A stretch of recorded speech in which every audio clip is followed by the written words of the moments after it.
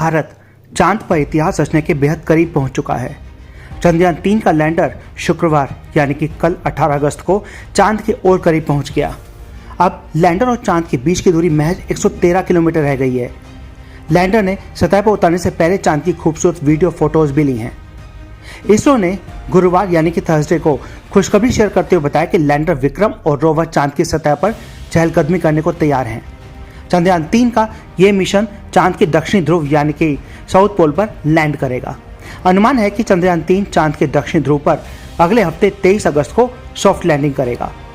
14 जुलाई को चंद्रयान-3 लॉन्च होने के बाद जहां अभी तक कोई देश नहीं पहुंच पाया है, चांद की सतह पर अमेरिका, पूर्व सोवियत संघ और चीन सॉफ्ट लैंडिंग कर चुके हैं, लेकिन उनकी सॉफ्ट लैंडिंग चंद्रमा के दक्षिणी ध्रुव क्षेत्र पर नहीं हुई थी। अगर भारतीय अंतरिक्ष अनुसंधान संगठन यानी कि इसरो का 600 करोड़ रुपए का चंद्रयान-3 मिशन 4 साल में अंतरिक्ष एजेंसी के दूसरे प्रयास में लैंडर को उतारने में सफल हो जाता है, तो अमेरिका, चीन और पूर्व सोवियत संघ के बाद भारत चांद की सतह पर सॉफ्ट लैंडिंग की तकनीक में महारत हासिल करने वाला चौथा देश बन जाएगा। चंद्रयान-3 ने 1 अगस्त को पृथ्वी की कक्षा छोड़कर चंद्रमा की लंबी यात्रा पर निकल गया था। लैंडर चंद्रमा की सतह से लगभग 100 किलोमीटर की ऊंचाई से चंद्रमा पर उतरेगा और इसरो के मुताबिक लैंडर के 23 अगस्त की शाम 5:47 पर चंद्रमा के दक्षिणी ध्रुव यानी कि साउथ पोल के पास उतरने की उम्मीद है। सॉफ्ट लैंडिंग के बाद 6 पहियों वाला रोवर बाहर निकलेगा और एक मून डे की अवधि के लिए चंद्रमा की सतह पर एक्सपेरिमेंट यानी कि प्रयोग करेगा। एक मून डे पृथ्वी के 14 दिनों के बराबर होता है। यहाँ रहते हुए यह चंद्रमा की सतह से निकलने वाले विकिरण यानी कि रेडिएशन की स्टडी करके उस पूरे डेटा को पृथ्वी यानी कि अर्थ पर भेजेगा, जिससे चांद की सतह पर जीवन और पानी ब्रह्मांड की सर्च में काफी मदद मिल सकती है। चंद्रयान-3 के विक्रम लैंडर को चांद की सतह पर उतरने की आखिरी 100 किलोमीटर की यात्रा खुद ही करनी है। उसे अपने इंजनों यानी थ्रस्टर्स का इस्तेमाल करके अपनी गति को धीमा करना है, साथ ही ऊंचाई भी कम करनी। विक्रम लैंडर को 30 किलोमीटर वाले पेरिलियन और 100 किलोमीटर वाले एपोलियन ऑर्बिट में डाला जाएगा। पेरिलियन ऑर्बिट यानी कि चांद की सतह से सबसे कम दूरी और एपोलियन यानी चांद की सतह से ज्यादा दूरी। अब तक की यात्रा प्रोपल्शन मॉड्यूल ने पूरी कराई है। इसके बाद विक्रम को बाकी दूरी खुद ही तय करनी है। विक्रम लैंडर ऊंचाई को कम करेगा, साथ ही गति को धीमा करेगा। इसके लिए उसके इंजनों की रेट्रो फायरिंग की जाएगी, यानी उन्हें उल्टी दिशा में घुमाया जाएगा। इस ऊंचाई पर लैंडर अपने थ्रस्टर्स का इस्तेमाल करेगा। थ्रस्ट यानी कि धक्का, पुश। लैंडर के थ्रस्टर इसे चांद की तरफ उतारने में हेल्प करेंगे, मदद करेंगे और इस फेज में पावर धीरे धीरे कम कर दी जाएगी और लैंडर चांद की सतह की तरफ बढ़ेगा। इस दौरान थ्रस्टर्स की कोशिश होगी कि चांद की सतह पर उतारते वक्त लैंडर क्रैश न हो। सेफ लैंडिंग के लिए लैंडर और चांद की सतह के बीच 90 डिग्री का एंगल भी होगा, लेकिन लैंडिंग में दिक्कतें भी हैं। एक बार जब विक्रम लैंडर को 30/100 किलोमीटर की ऑर्बिट मिल जाएगी, तब शुरू होगा इसरो के लिए सबसे कठिन चरण, यानी सॉफ्ट लैंडिंग। 30 किलोमीटर की दूरी पर आने के बाद विक्रम की गति को कम करेंगे। चंद्रयान-3 को धीरे धीरे चांद की सतह पर उतारा जाएगा। विक्रम लैंडर ही 23 अगस्त को चांद पर उतरेगा। ये 23 अगस्त की शाम 5:47 लैंड करेगा। अभी जो प्रोसेसेस यानी कि प्रक्रियाएं चल रही हैं या होने वाली हैं, ये चंद्रयान-2 के समय भी सफलतापूर्वक की गई थी। एक समय भी लैंडर अलग होकर चांद की तरफ बढ़ा था, लेकिन 2.1 किलोमीटर की दूरी बाकी थी। तब स्पीड को कंट्रोल नहीं कर पाए और क्रैश लैंडिंग हो गई। जब लैंडिंग के आखिरी 15 मिनट होंगे तो खौफ का समय होगा। आगे लैंडर फूंक फूंक कर कदम रखेगा। चांद की सतह से 100 मीटर की दूरी होने पर अपना लैंडर रुकेगा और वह मुआयना करेगा कि क्या यह सही जगह पर है। लैंडर के पास 4 इंजन हैं। इनमें से सिर्फ 2 इंजन ही काम करेंगे तो कोई दिक्कत नहीं होगी। दरअसल 40 से 50 दिन बाद लैंडर का इंजन अब स्टार्ट होगा, इसलिए इसरो ने तैयारी पुख्ता कर ली है। इस बार लैंडर के पैरों को भी काफी शक्तिशाली पावरफुल बनाया गया है, जिससे स्पीड में भी लैंडर उतरा तो क्रैश नहीं होगा। पूरा भारत इस समय चांद पर उतरने की कामना और प्रार्थना कर रहा है। वर्तमान में रोवर विक्रम लैंडर से जुड़ा हुआ है। चांद के दक्षिणी ध्रुव पर लैंडिंग के बाद विक्रम रोवर को चांद पर उतारेगा। रोवर चांद की सतह पर मूव करेगा।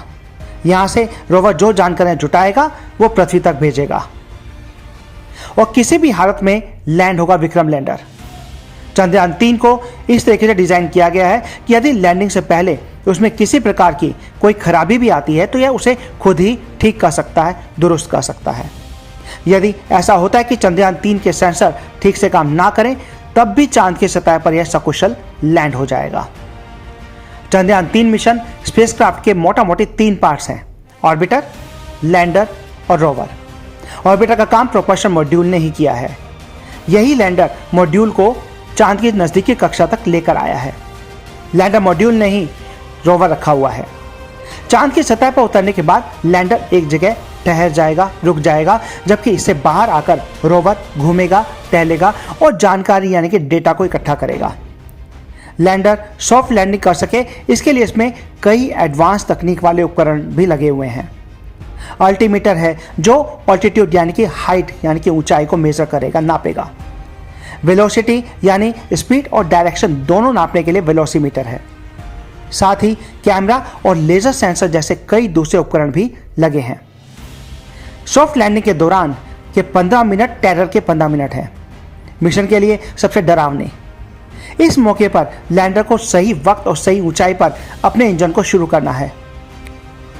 इस्तेमाल होने वाली फ्यूल की मात्रा, चांद की सतह की स्कैनिंग वगैरह ये सब सटीक होनी चाहिए और ये पूरी तरीके से ऑटोनोमस स्टेज है, यानी कि सब कुछ खुद होगा।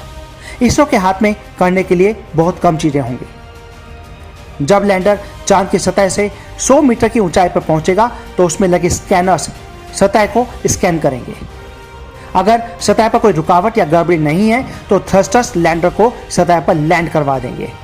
ये प्रोसेस सुनने या पढ़ने में भले ही आसान सी लग रही हो, लेकिन है बहुत टेढ़ी, क्योंकि इस वक्त लैंडर की स्पीड 6000 किलोमीटर प्रति घंटा होगी और ये इतनी है कि 10 मिनट से भी कम समय में दिल्ली से लखनऊ तक का सफर आपका तय हो जाए।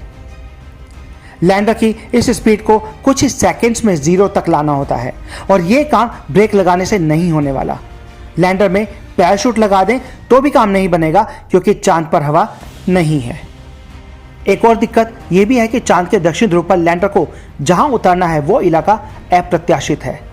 इस टेरेन में या इस जगह में अचानक होने वाले बदलाव को मेजर करना सेंसर के लिए मुश्किल हो सकता है। सॉफ्टवेयर में गड़बड़ी आ सकती है। चंद्रयान 2 मिशन का लैंडर जब चांद से 2.1 किलोमीटर की ऊंचाई के अंदर पहुंचा था तो इसके सॉफ्टवेयर में आई गड़बड़ी के चलते इसकी स्पीड पर्याप्त कम नहीं हो पाई। इसके चलते लैंडर की क्रैश लैंडिंग हुई थी। अब मान लीजिए कि स्पीड कम करने का काम भी सटीक तरीके से हो गया, तो भी एक आखिरी दिक्कत बचती है, वो है लूनर डस्ट यानी कि चांद की धूल। जब लैंडर चांद की सतह को टच करता है उस वक्त लैंडर की स्पीड कंट्रोल करने वाले थ्रस्टर बहुत तेजी से चांद की धूल को उड़ाएगा, जो लैंडर के कैमरे के लेंस पर जमा हो सकती है। ऐसा हुआ तो डेटा कलेक्ट करने के दौरान सही रीडिंग्स नहीं मिल पाएंगी और टेम्परेचर कंट्रोल भी प्रभावित होगा। धूल कितनी उड़ेगी यह इस बात पर भी निर्भर करता है कि लैंडिंग के दौरान कितने थ्रस्टर्स का इस्तेमाल किया गया है। चंद्रयान 2 में 5 थ्रस्टर्स थे, लेकिन इस बार 4 ही हैं। इसके अलावा इस बार इसरो ने कुछ और बदलाव भी किए हैं ताकि लैंडिंग सेफ हो सके। मसलन इस बार लैंडर की टांगे यानी कि उसके फुट्स पहले से ज़्यादा मजबूत रखे गए हैं। लैंडर में फ्यूल ले जाने वाली क्षमता को भी, कैपेसिटी को भी बढ़ाया गया है। सोलर पैनल भी पहले से बड़े बनाए गए हैं। लैंडिंग स्पीड को 2 मीटर प्रति सेकंड से बढ़ाकर 3 मीटर प्रति सेकंड किया गया है। और सबसे खास बात, इस बार के लैंडर के लिए चंद्रयान 2 की तुलना में कहीं बड़ी लैंडिंग साइट चुनी गई है। ये लैंडिंग साइट 8 वर्ग किलोमीटर की है। हालांकि तमाम चुनौतियों के बावजूद भी अब तक 3 देश चांद की सतह पर सॉफ्ट लैंडिंग कर चुके हैं। चीन, अमेरिका और रूस के बाद 24 अगस्त या 23 अगस्त को भारत का चंद्रयान भी इतिहास रचने वाला है। यह लैंडिंग चंद्रमा के उस हिस्से में हो रही है जहां आज तक कोई नहीं पहुंच पाया। इसे मून का डार्क साइड कहा जाता है। यह चंद्रमा का वो इलाका है जहां पानी, बर्फ और कई तरीके के मिनरल्स हो सकते हैं। चंद्रयान 3 लैंडर के पास 4 वैज्ञानिक डिवाइसेज यानी कि उपकरण हैं जो अलग अलग काम करेंगे। इनमें से पहला उपकरण चंद्रमा के भूकंपों की स्टडी करेगा, जबकि दूसरा उपकरण यह स्टडी करेगा कि चंद्रमा की सतह गर्मी को गुजरने कैसे देती है। तीसरा चंद्रमा की सतह के पास प्लाज्मा एनवायरनमेंट की स्टडी करेगा और चौथे उपकरण की मदद से वैज्ञानिक चंद्रमा को और सूर्य पृथ्वी की दूरी को एक्यूरेसी के साथ मेजर कर सकेंगे। इसके अलावा लैंडर और रोवर एक दूसरे के साथ डायरेक्ट कांटेक्ट में भी होंगे। चंद्रयान 2 के दौरान हुई गलतियों से सबक सीखकर इसरो ने इस बार काफी सुधार किए हैं। इसे दिल की धड़कनें जरूर तेज हैं, लेकिन भरोसा भी है कि हम 5 दिन बाद या 4 दिन बाद चंद्रमा की सतह को चूम। अगली वीडियो में फिर मिलते हैं कुछ और इंटरेस्टिंग फैक्ट के साथ। अगर आपको वीडियो पसंद आए तो लाइक शेयर सब्सक्राइब जरूर करें। Thank you.